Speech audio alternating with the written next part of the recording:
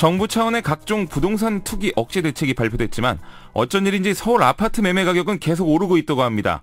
그 매매 가격 상승률이 26주 만에 최고치를 기록했다고 하는데요. 지방은 집값이 떨어지고 있다는데 왜 서울 집값은 오르는 건지, 얼마나 올랐는지, 조만간 발표된다는 정부 대책엔 어떤 내용이 담길지, 곧 다가올 가을 이사철을 앞두고 궁금한 게 많아서요. 전문가의 의견을 들어보는 시간 마련했습니다. 박연미 경제평론가 스튜디오에 모셨습니다. 안녕하세요. 안녕하세요. 네, 목소리 너무 좋으십니다. 제가 한번 곱게 뽑아보았네요. 네. 그렇군요. 네. 이 서울 집값 상승폭이 최근 엄청 크다던데요. 이게 어느 정도입니까? 서울의 주간 아파트 가격이 한 주 만에 0.37% 올랐습니다.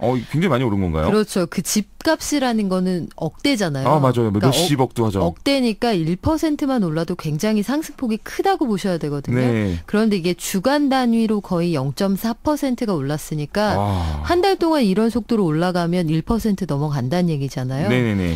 1월 마지막 주 이후 30주 만에 최대 상승폭을 기록한 건데요. 그 서울 아파트값 지난주하고만 비교해도 이 정도고 네. 0.18% 오른 지난주에 비해서 상승폭이 2배 이상 커졌을 뿐 아니라 1월 22일 이후에 7개월 만에 가장 상승폭이 컸습니다. 또 서울을 또 좁혀놓고 보면요.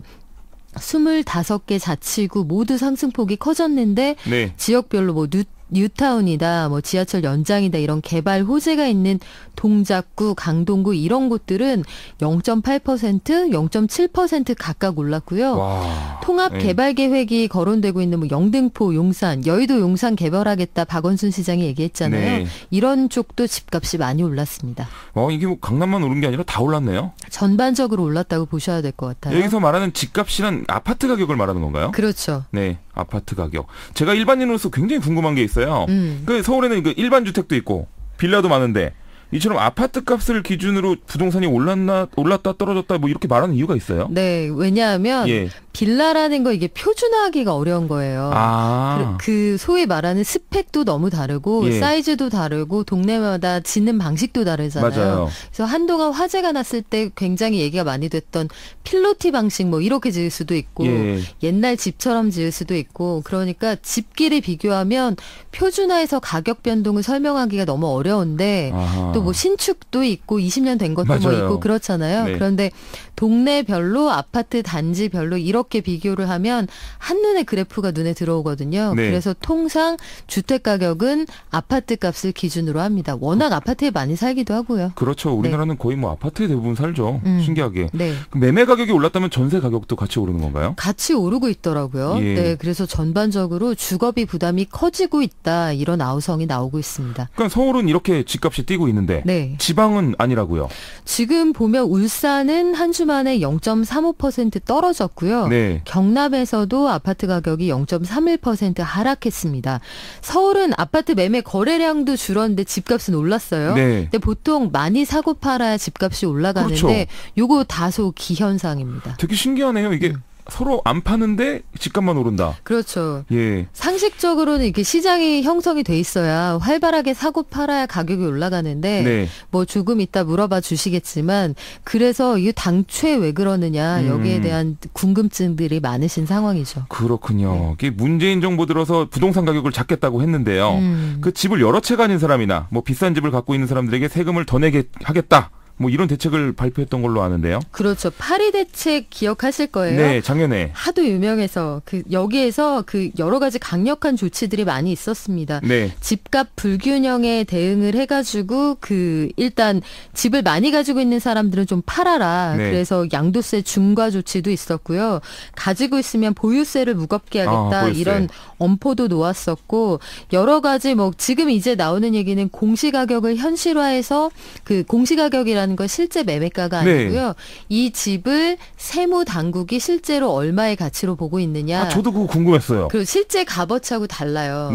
그러니까 이거는 뭐랑 비슷한 거냐면 소방서 추산 1,500만 원의 피해가 났습니다. 이런 식의 뉴스 보시잖아요. 네, 봤어요. 하지만 아니 강남에 있는 아파트가 전소됐는데 소방서 추산 1,500만 원 피해, 그러면 이해가 안 되시잖아요. 이해가 안 되죠. 왜 그러냐면 강남에 있든 뭐 제주도에 있든 경남에 있든 어느 사이즈의 집 안에 들어있는 그 냉장고 얼마, 세탁기 얼마 이렇게 계산을 하기 때문인데요. 네. 세금을 매기는 것도 사실 비슷합니다. 그러니까 실질적으로 한 30억 원대에 거래되는 강남의 아파트라고 해도 네. 뭐 공시가격은 훨씬 실제보다 적게 그렇게 매겨져 있기 때문에 그 얘기는 기준이 적으니 세금을 덜 낸다는 얘기잖아요. 네. 그래서 공시가격 현실화하면 세금을 훨씬 무겁게 내실 수가 있죠. 좀 약간 좀 일반인 입장으로서 이해가 안 돼요. 왜 공시가격이 실제 집값이랑 다르면 집 가진 사람도 그렇고 좀 다들 좀 애매할 것 같긴 한데. 집 가진 사람은 나쁠 게 없죠. 세금을 덜 내니까. 그 핵심적인 건 그래서 공시가격을 올린다는 얘기가 나오는 게 네. 이게 너무 비싸게 이런 식으로 자꾸 거래하시고 여러 채 사시면 세금 많이 내셔야 돼요. 이건 부담이 될 거예요. 이런 메시지를 주는 거예요. 네. 지나치게 욕심내지 마라 이런 얘기인데. 그렇군요. 네, 욕심내는 분위기네요. 저는 자기 집값을 되게 평가가 낮게 해서 안 좋을 줄 알았는데 세금을 덜 내니까 좋은 거군요. 좋은 거죠. 네. 네. 이렇게 집을 여러 채 갖고 있는 사람들이 세금을 내면서도 집을 팔지 않고 있는 이유는 뭘까요? 세금의 부담보다 네. 집값이 훨씬 빠른 속도로 크게 오른다고 믿고 있기 때문이다. 그러니까 이득이군요. 네. 실질적으로는 파리 대책 이후에 효과가 제한적이었다. 네. 그러니까 없었다고 하는 건 지나치게 과장이고요.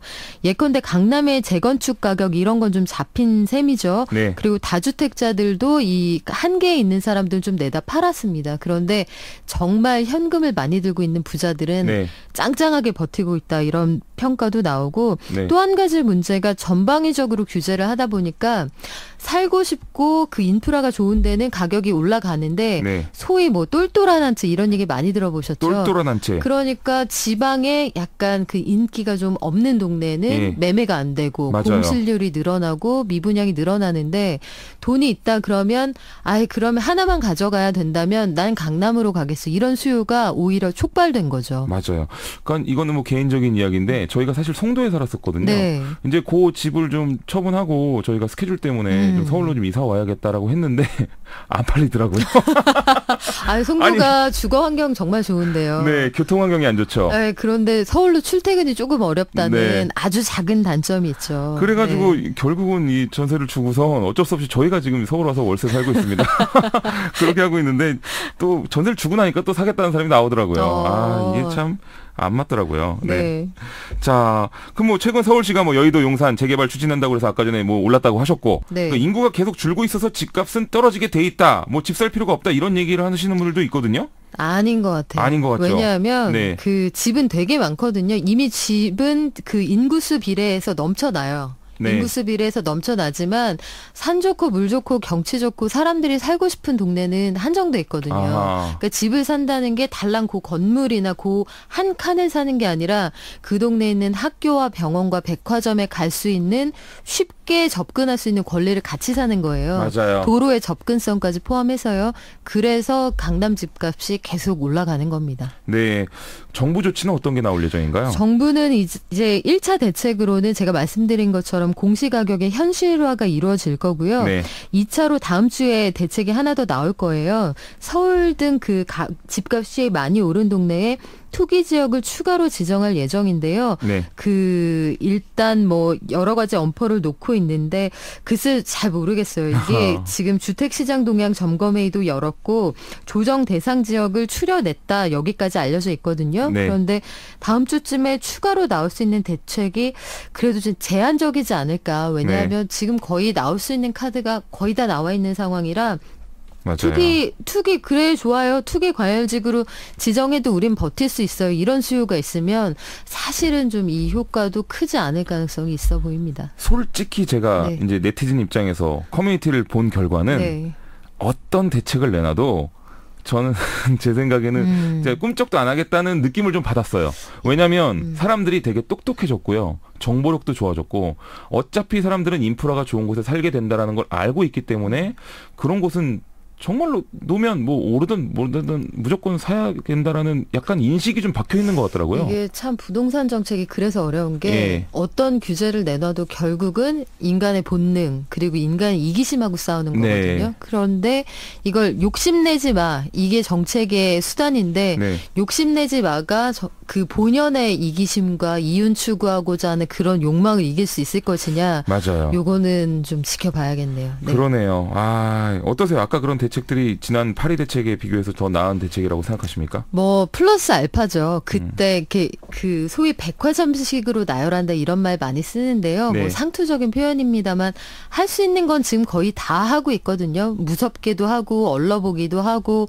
그리고 다주택자 중에 그 임대사업자로 등록을 하면 세제 혜택도 주고 네. 계속 그렇게 하고 있는데 그 살고 싶은 동네에 공급이 제한되면 가격이 오른다. 이건 어떻게 보면 좀 상식적인 경제 법칙이기도 합니다. 그렇군요. 그 뭐 집 없는 사람들한테 너무 슬픈 얘기라서 이게 30평이 30억. 이건 정말 말이 안 되는 거 아닙니까? 아이고야. 이게 한 평이 1억이죠. 예. 어떻게든 집값을 네. 잡는 게 정부 목표는 맞는 것 같은데 이게 쉽지 않겠네요. 얘기 들어보면은. 네. 그런데 뭐 집값을 잡는 게 꼭 반드시 경제 상황을 좋게 만들 것이냐. 여기에 대한 반론도 있는 건 사실이에요. 맞습니다. 네. 자, 그러면은 뭐 전문가 분께서 보시기에 서울 집값 상승세 언제까지 이어질지 좀 전망을 해주시면.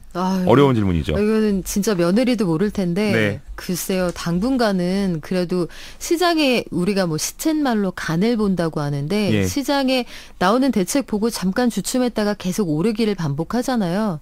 그래도 어느 정도 추세는 유지가 되지 않을까 그런 생각이 듭니다. 이게 말씀 듣고 보니까 부동산이 진짜 공부할 게 많네요. 네.